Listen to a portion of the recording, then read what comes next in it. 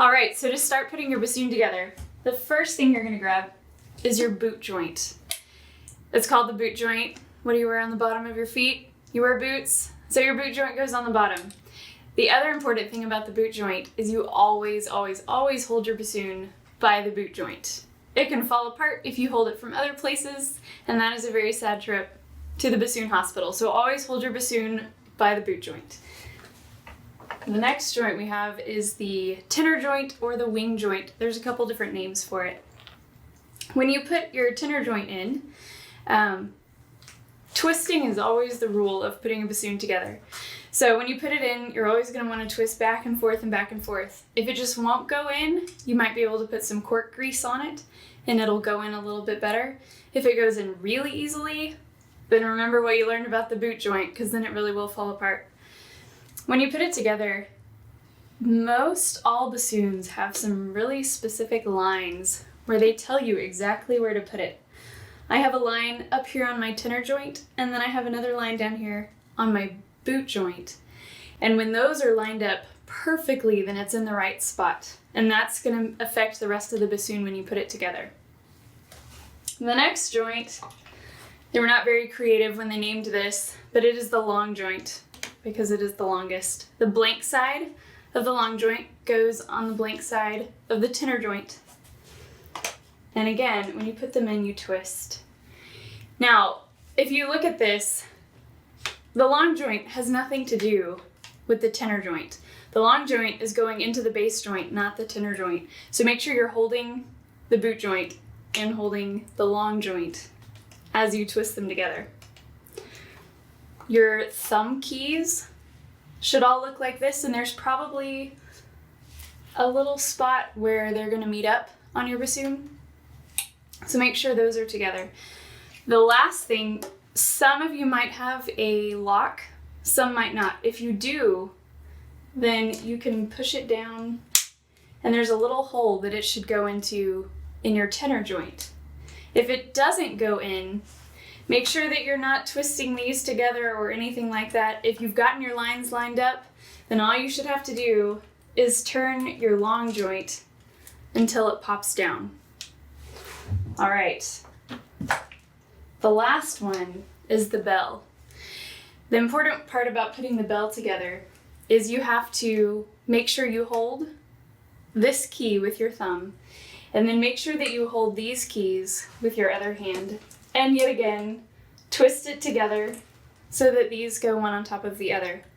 Now the issue, if you don't hold, say you have this thumb down here and you're not holding this key, then if you put them together, you see what could happen, and your keys could totally knock each other off, which is bad news. So make sure that you hold it here and hold your key, and then twist them on. And then you're starting to get there. Okay, the next thing we have is a vocal. It's like vocal, but with a B. With your vocal, you're not going to put it in your bassoon yet. That waits until you're actually sitting. So I'm going to put it in the bell, which is probably the safest place to keep your vocal until you're actually sitting and ready to play. After that, we've got your seat strap. And when you put your seat strap on your chair, it's going to go at the very front of your chair. And then you get to sit on it.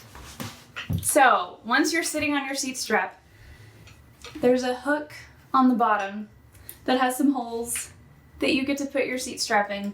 Some of you might also have a boot strap, and the boot just goes on top of here. Make sure when you're putting it in your holes, you're going to put it on the hole that is closest to you when you're sitting. And with the strap, make sure that the strap is coming up closest to you while you're sitting. All right, the last and most important thing is your reed. So if you have a little water container, little pill bottle is great. You can keep your water in there.